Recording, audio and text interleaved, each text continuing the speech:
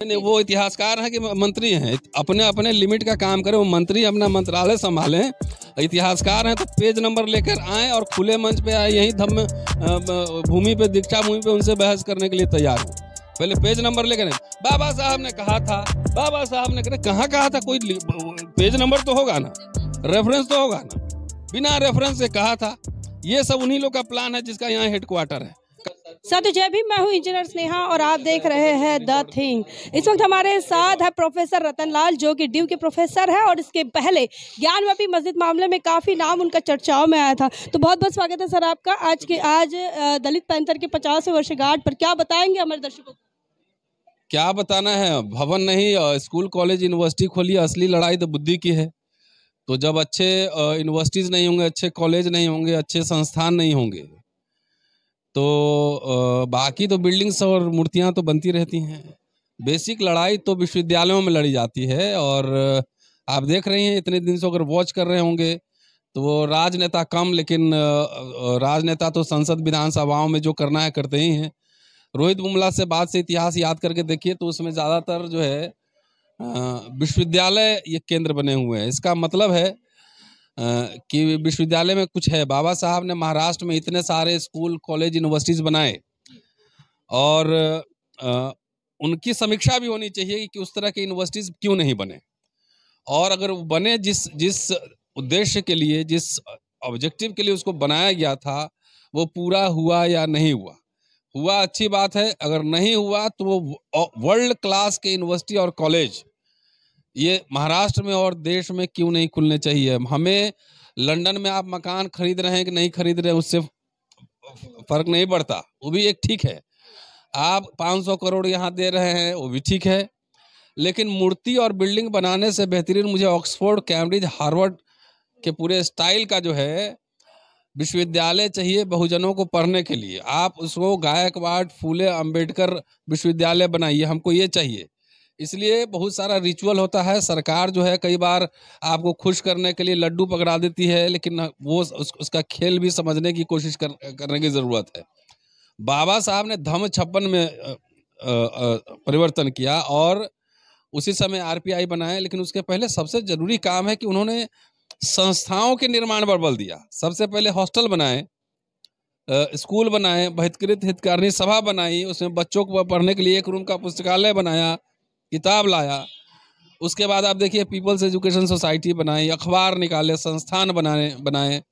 तो ये सब समझना होगा ना। तब तक नहीं समझेंगे जब हम अपने बच्चों को लीडर्स नहीं बनाएंगे। लीडर्स मतलब इंटेलेक्चुअल लीडर्स।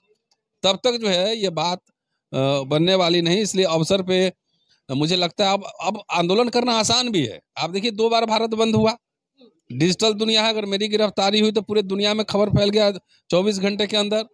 तो आसान भी है। अब हमें बढ़िया तरह के लीडर्स चाहिए, कोऑर्डिनेटर चाहिए, वैसे लोग जो सैक्रिफाइस कर सके, कुर्बानी कर सके। और बहुत सारे लोग जो त्याग करता है ना, समाज इतिहास उसी का मूल्यांकन करता है, वही जिंदा रहता है। सर, अभी देश की क्या स्थिति है, देश किस हालात से गुजर रहा है?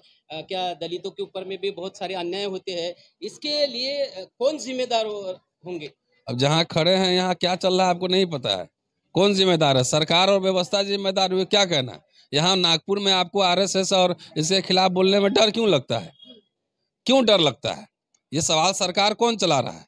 अब बड़े बड़े सिंबोलिज्म सब हो रहे हैं, बहुत कुछ, इतने सारे दलितों पे अत्याचार हो रहे हैं, इतने सारी हिंसा हो रही है, तो कौन लोग हैं उसमें? क्यों नहीं आरएसएस बोलती है? और सरकार क्यों नहीं स्टैंड लेती है? क्यों कल्प्रिट आराम से घूमते रहते हैं? वो पकड़े क्यों नहीं, जेल के अंदर क्यों नहीं जा रहे हैं? इसके लिए आप लड़ेंगे क्यों नहीं, बोलेंगे क्यों नहीं? 1956 का प्रतिज्ञा को लेकर भी राजेंद्र पाल गौतम जी को भी एक धमकी भी मिली है। उस संदर्भ में क्या बताओगे आप? न, कुछ नहीं, धमकी मिली है। सबसे पहले सरकार को इनकम टैक्स ईडी वहां भेजना चाहिए कि 50 लाख रुपया कहाँ से लाया, वो इनकम टैक्स रिटर्न भरता है कि नहीं भरता है। बाबा इस तरह के तलवार बंदूक निकाल रहा है, उसे किसी आतंकवादी संगठन से सांठगांठ है कि नहीं, पहले तो पूछना चाहिए ना उससे। तो क्या सरकार इसके ऊपर में कार्रवाई करने के लिए कुछ? अब उन्हीं की सरकार ही है, धर्म संसद होता है, नहीं दिख रहा है? धर्म के अनुसार तो कार्रवाई होना ही चाहिए ना। एक बार पूछा जाता है ना, एक सेकंड में सवाल नहीं पूछा जाता है। ठीक से जर्नलिज्म कीजिए। सवाल यह है कि कार्रवाई नहीं होती है, कैसे कार्रवाई होगी? आप धर्म संसद हो रहा है और धर्म संसद में गांधी से आपकी सहमति असहमति अलग हो, उसको उसको कैसे गालियां दी जा रही है, साथ भी जो है गोली मार रही है, तो उस पर कार्रवाई हुई। सरकार आपको हिंदू बना रही है, हिंदू सरकार उरकार नहीं है, ये समझिए। ये कुछ खास लोगों की सरकार है, ये चाल नहीं समझेंगे। हिंदू समझ के वोट आपको ले लगा, बाद में दलित पिछड़ा समझ के पीटता रहता है, ये खेल समझिए। 1956 की धम्म क्रांति की आपने बात की है। 22 प्रतिज्ञाओं पर रोक लगाने की लगातार मांग उठ रही है। हिंदू राष्ट्र वाले मांग कर रहे हैं कि 22 प्रतिज्ञा अब समय के साथ साथ नहीं चल सकती है। क्या वो कालबाह्य हो गई, आप क्या मानते हैं? अरे अभी नरेंद्र मोदी की सरकार ने छापा है, थावरचंद गहलोत का छापा हुआ है, कैसे रोक लगेगा? क्या दलितों पे जो अत्याचार हो रहे थे उस जमाने में क्या खत्म हो गई है?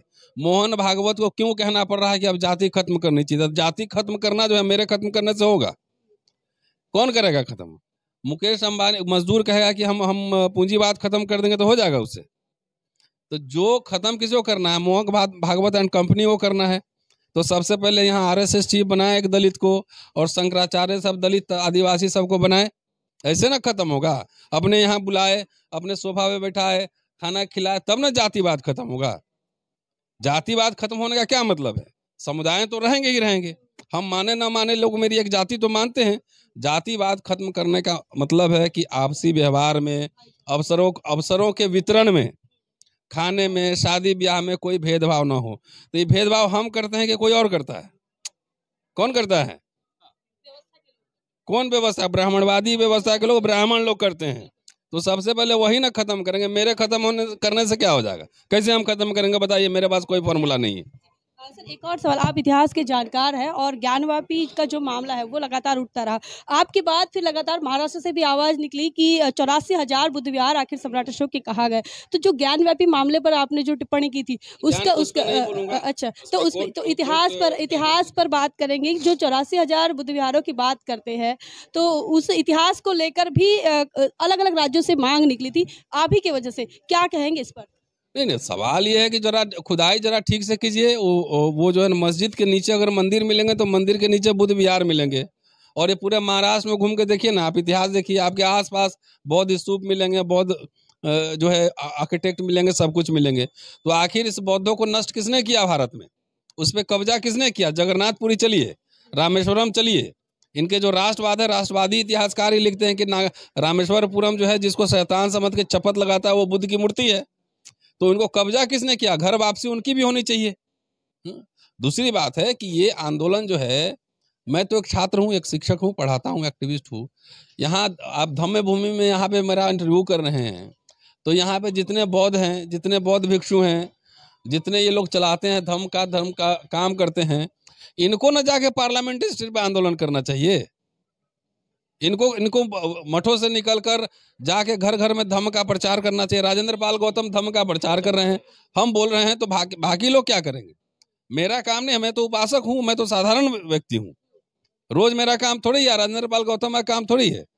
ये तो जो लोग सिस्टम चला रहे हैं, भारतीय बौद्ध महासभा को करना चाहिए, ये बौद्ध भिक्षुओं को करना चाहिए। आपके घर में कभी बौद्ध भिक्षु गए हैं ये प्रचार करने?